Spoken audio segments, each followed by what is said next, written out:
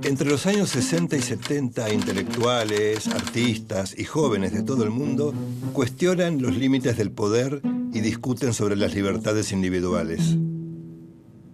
En este clima de cambio cultural, un pensador revoluciona los estudios sobre la sociedad.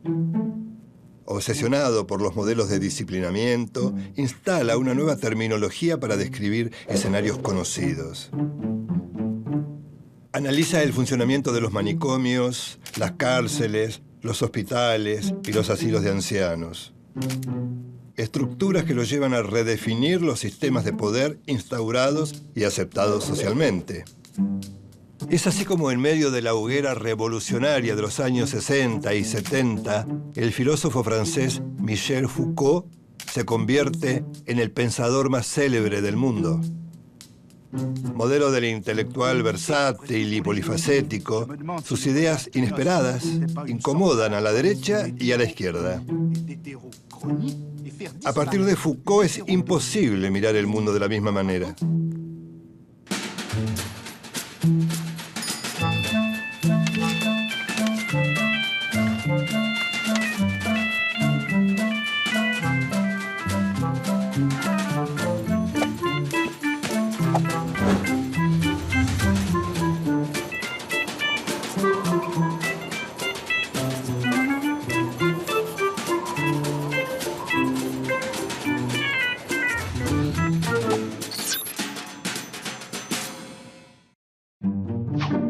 Michel Foucault, hijo, nieto y bisnieto de médicos, tenía un destino marcado, pero su negativa a seguir los mandatos familiares le generó profundas amarguras.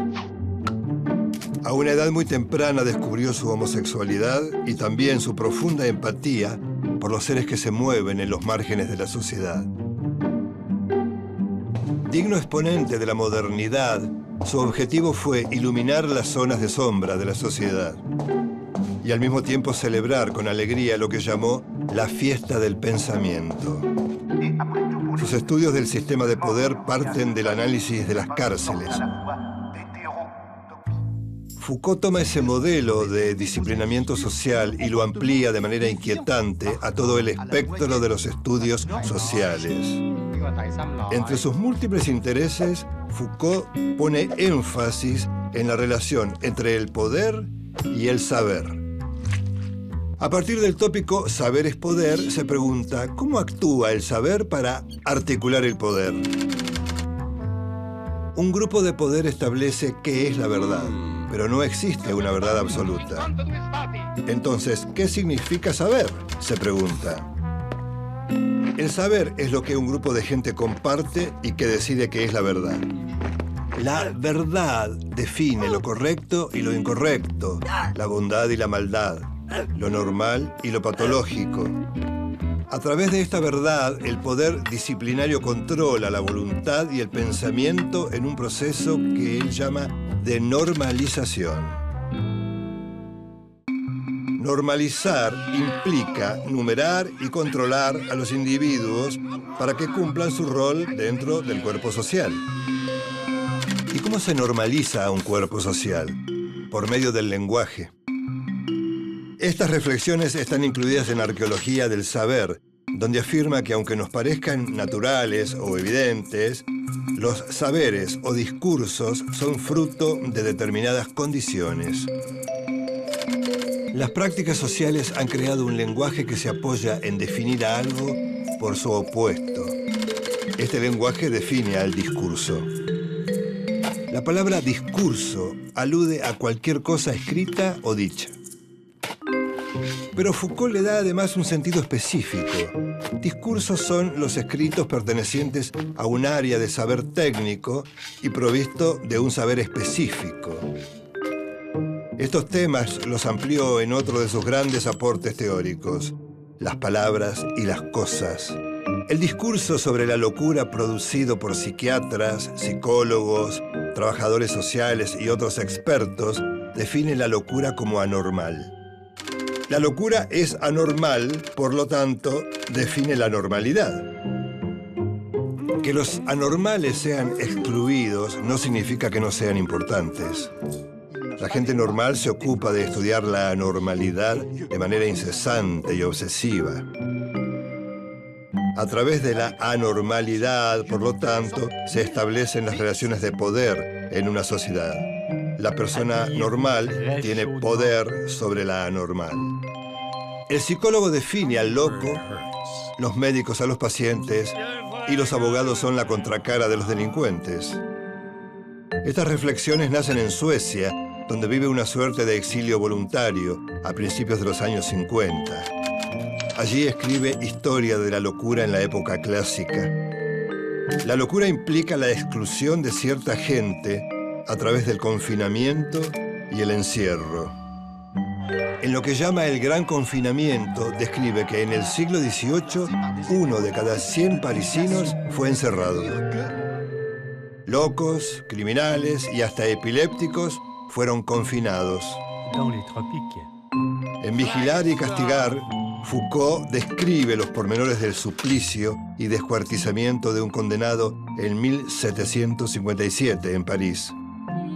Ese espectáculo horroroso cambia en la modernidad democrática por una solución más civilizada, la cárcel. Foucault cree que las prisiones fascinan porque ciudadanos irreprochables pueden ejercer o permitir el encierro, el castigo y el hacinamiento, lo que él llama el mal sin límites. La sociedad no solo tolera, sino que exige que al delincuente se lo haga sufrir. El formato de las cárceles se expande luego a los asilos y los hospitales y finalmente a la institución escolar. En Microfísica del Poder, Foucault afirma que el capitalismo se perpetúa gracias al ejercicio de poderes que se hallan presentes por todo el cuerpo social. Los llama micropoderes. El poder no pasa por el enfrentamiento entre dominantes y dominados, como decía Marx. Según Foucault, el poder está presente en cada parte del entramado social. El Estado y los grupos sociales hacen uso del poder. Pero el poder se ejerce de manera sutil en instituciones, espacios productivos, organizaciones políticas, vínculos familiares y lazos íntimos. Esta reflexión condujo a Foucault al concepto de sociedad disciplinaria. Solo las mentes y los cuerpos disciplinados pueden garantizar la productividad, aceptación de las normas y el pensamiento metódico requeridos por el capitalismo occidental. Pero este modelo de las sociedades de control fue cambiando. Con la llegada de la posmodernidad, el control está depositado en la seducción, el hedonismo, el consumo e incluso las biotecnologías. Para definir ese ambiguo sistema de relaciones entre el poder y la vida cotidiana, se creó el término biopolítica. Foucault plantea que la ideología requiere del control del cuerpo del individuo. En este sentido, va un paso adelante de la teoría del control social. Para la sociedad capitalista, lo que importa ante todo es lo biopolítico. La función de la biopolítica es tratar de que los cerebros se autorregulen, o sea, se autocontrolen. Se podría definir a la biopolítica como la implementación de acciones políticas sobre la vida, tanto en cuerpos individuales como en poblaciones. El Estado y las teorías económicas se ocuparon en potenciar las capacidades biológicas e intelectuales de los individuos. La familia tipo y el control de la natalidad se adecuan al concepto de producción capitalista. El objetivo del biopoder, por lo tanto, es la gestión total de la vida. El sistema genera nuevas vacunas que reducen la mortalidad y prolongan la vida. La biopolítica en la expresión más pulida del capitalismo, el neoliberalismo. El mercado toma decisiones desmembradas de toda autoridad, ajustes de precios y tarifas, transferencias de dinero, redistribuciones antojadizas. En este esquema, los individuos no cumplen ningún papel.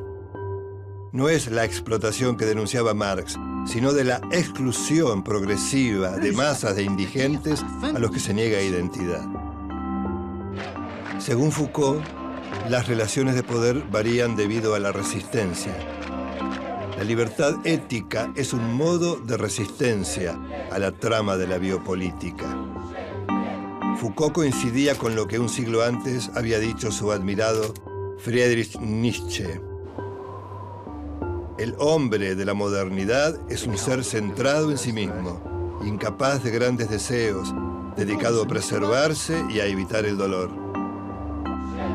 Resistir implica que el sujeto se tome como una obra de arte. Por eso Foucault preconiza el arte de vivir. Michel Foucault murió a los 58 años. Era portador del virus HIV-Sida cuando esa enfermedad era incurable. Para ese momento era el pensador más leído e influyente del mundo. Su idea de que el poder es una red compleja y multidireccional, discontinua y azarosa, define claramente el escenario internacional del nuevo siglo.